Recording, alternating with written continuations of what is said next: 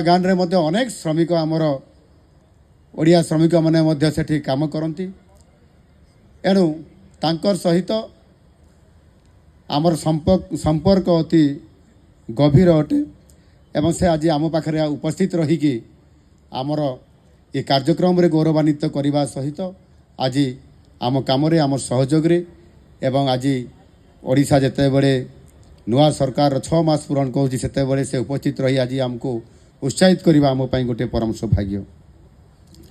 एभली एक शुभ अवसर रे मु निश्चित भाव में आम क्रीड़ा क्षेत्र में ओडिशार किभली भाव में आगू बढ़ से आम सरकार प्रतिश्रुतिबद्ध तृणमूल स्तर में क्रीड़ा प्रतिभा को चयन करने से प्रोत्साहित करने और क्रीड़ा क्षेत्र में एक सुदूर भित्तिभूमि स्थापन करने सह क्रीड़ाविद मानकर सर्वांगीन विकास करने ही आम नुआ सरकार ये लक्ष्य अच्छी एवं ओडिशा रे सेथिपाई क्रीड़ार विकास पाई राज्य सरकार अनेक योजना हाथ को नहीं एठी ये कलिंग स्टाडियम रो कॉम्प्लेक्स एठी माननीय मुख्यमंत्री पचारुथिले आसाम रो जे कितना जमीन है कितना जमीन के ऊपर ये कलिंग स्टाडियम बना हुआ है।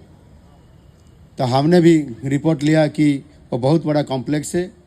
105 एकड़ का ज़मीन पर हमारा इतना कॉम्प्लेक्स आज खड़ा है जिसमें से हम वाल के हॉकी और उनके साथ साथ सारी फुटबॉल टूर्नामेंट हॉकी और स्पोर्ट्स एथलेटिक्स सब कर पा रहे हैं, जिससे निश्चित रूप से ये एक बहुत बड़ा हमारा लिए आज का हमारा क्रीड़ा प्रतिभा को आगे लेने में सहायता कर रहे हैं।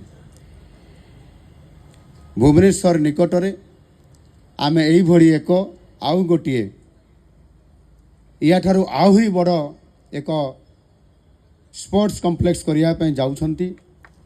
आमर जटणी एपट को राइट साइड को खोर्धार राइट साइड को ता पूर्वर राइट साइड को गोठपाटणा रे 120 एकड़ परिमित अंचल रे एक नूतन वर्ल्ड क्लास मल्टीपर्पज स्टाडियम निर्माण करने आम सरकार निष्पत्ति नहीं एवं से 1000 कोटी रु मध्य अधिक टंका आमे तार बजेट रे मध्य व्यवस्था करूछु।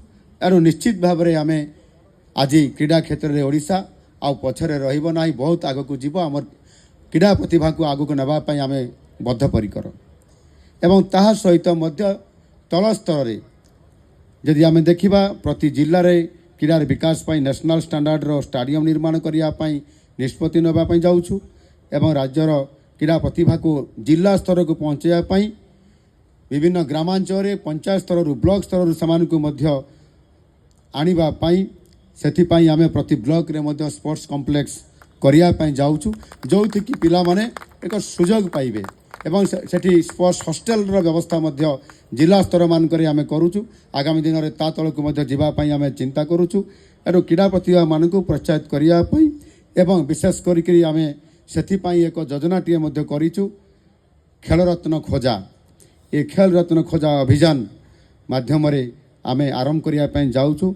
यह निश्चित भाव में आम आगामी दिन में बहुत बड़ पिला मानक आग को आने चेष्टा करूँ एवं से विशेष करके फुटबॉल रे मध्य विशेष करके आम ओडिशा रे फुटबॉल अति प्रिय अच्छी ग्रामांचल सहरांचल मध्य एवं से गोटे खूब ए वर्ष आम आरंभ करने जाऊँ निकटरे एक सीएम ट्रॉफी।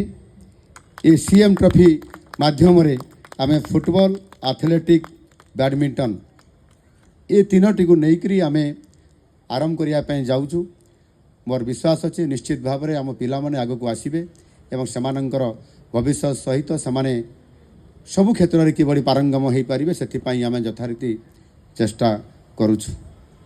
एणु मु आपण मानक समस्त को आज धन्यवाद देवी। आपण माने समस्ते एठी उपस्थित रहीकि ये कार्यक्रम रे सफल करैछंती एवं आगामी दिन में ओडिशा और आम देश भारत क्रीड़ा क्षेत्र में निजर जश और कीर्ति को आहरी उच्च स्तर को लेकिन विश्व क्रीड़ा मानचित्र रे एक स्वतंत्र परिचय किभली भाव में सृष्टि करें से मु आपण मैंने जो मैंने ये उपस्थित रही ये कार्यक्रम को सफल कराई निश्चित भाव में आम समस्ते आगामी दिन में आहरी आग को जावाई मुझे आपण मानक सहयोग करने कामना करी। यही अवसर में मुझे पुणी थे आपण मान समस्त को शुभेच्छा अभिनंदन प्रदान करुच्ची एवं आगामी दिन में आम समस्ते ये शटल आमको किभली भाव में सफलता दे पारिब विश्व स्तर पर्यंत नहीं पारिब आउ सेथिपाई निश्चित भाव में आम पिला माननकु समस्त प्रकार साहाय्य सहयोग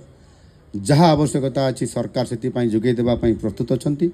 एणु मु प्रभु जगन्नाथ निकट में प्रार्थना करी क्रीड़ा क्षेत्र में ओडिशा भारत वर्ष में बहुत आगक जाऊ। धन्यवाद। भारत माता की जय। वंदे उत्कल जननी। Thank you.